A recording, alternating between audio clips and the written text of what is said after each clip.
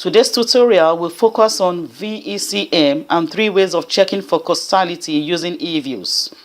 By now, you must have been familiar with my videos, and I'm sure you must have watched the one I did on VAR and ways of checking for causality using EViews.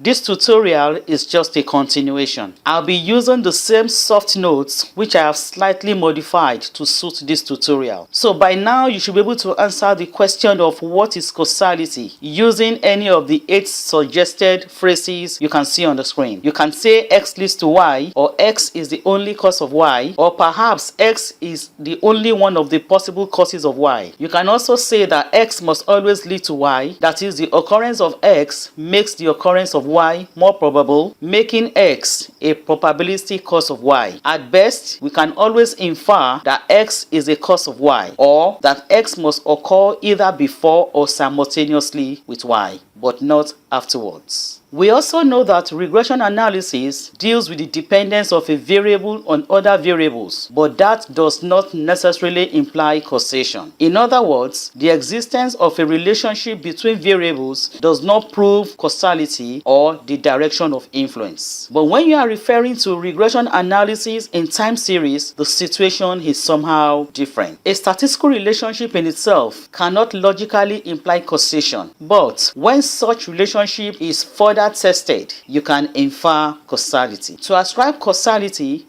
one must appeal to either a priori expectations or theoretical underpinnings.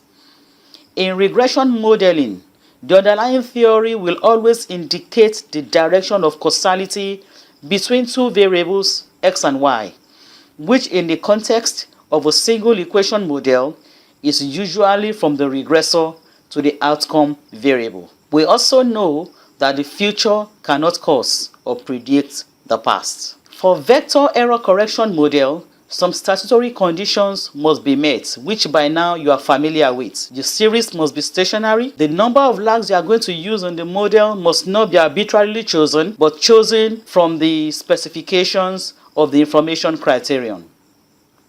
Also make sure that the errors entering the causality test of the model are not correlated.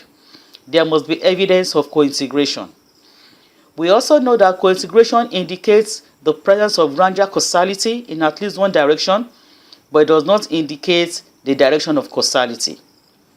The direction of causality can only be known through the error correction model from the long-run cointegrating vectors. So on the screen is the 3-variable vector error correction model. And I remember in one of my videos I said for you to generate a vector error correction model, you must difference a var. By differencing a var, you lose a lag. That is why your VECM specification must come with a k-1 lag for all the variables in the system. And the dependent variables must be specified with the difference operators. And never forget to include the error correction term and the adjustment parameter in the specification. The notes below the specifications are just to support your explanations when you have specified your model. So if you have no idea, you can easily modify what you are seeing on the screen to suit your thesis, your dissertation, or that manuscript you are writing. And remember again, I will emphasize it, your VECM must have a k-1.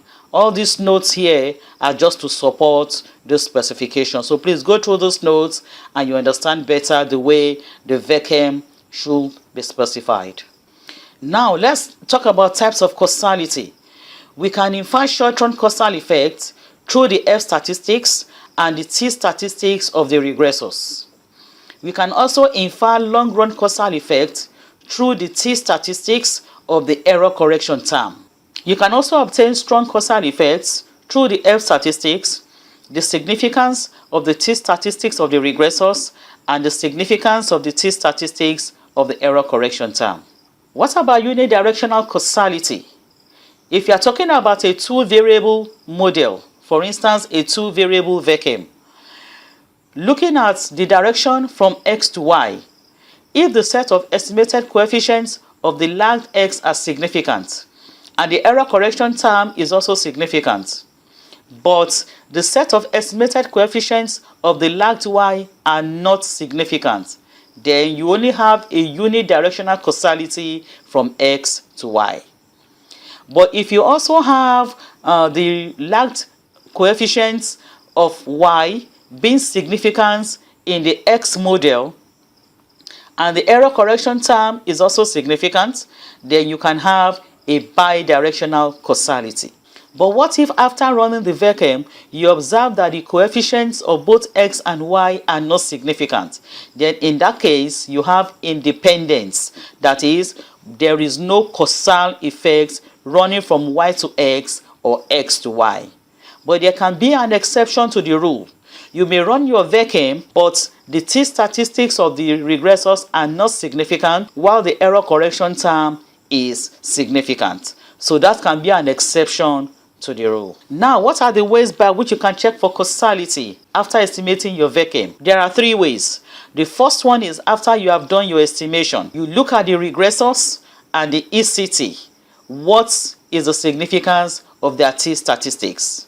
From there, you can infer short-run causal effect, long-run causal effect, and strong causal effects. The second way is by conducting the Granger-Wald causality test on the lagged explanatory variables.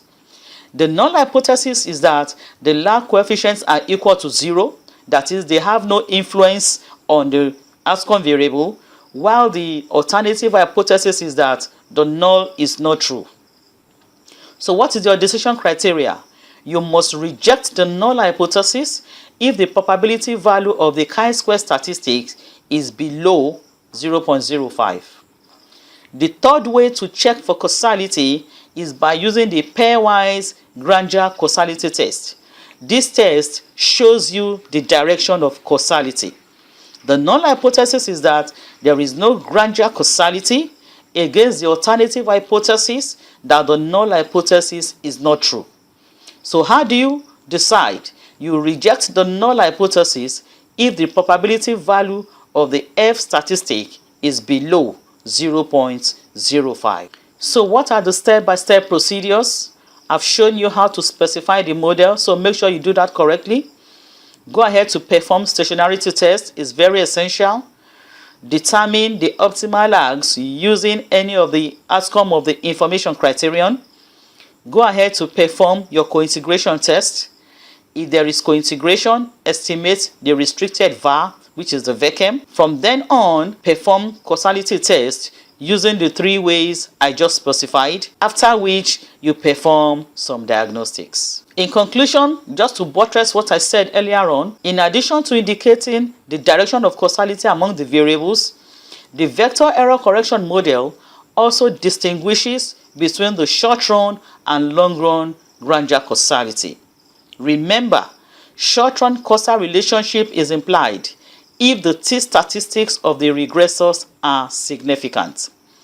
Long-run causal relationship is implied if the t-statistics of the error correction term is significant.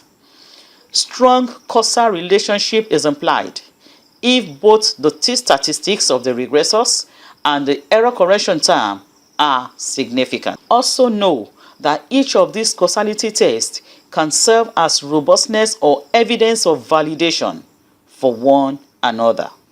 On further information on estimating the vector error correction model and checking for causality, please go through these textbooks. I use Gujarati and Potter often, and I also use Woodridge often. You cannot go wrong with these basic econometric textbooks. And if you have other ones that you are familiar with, please go through them and also consult several journal articles that have used the vector error correction model, and they also went ahead to check for causality. Thank you for watching. Please support my channel for 1,000 subscribers. Don't go away. In the next video, I will show you the practical ways by which you can estimate the vector error correction model and also check for causality in EViews. If you have not subscribed to my videos, please do so. Share my links. Tell your friends and your colleagues. CrunchEconometrix is dedicated to beginners and intermediate users.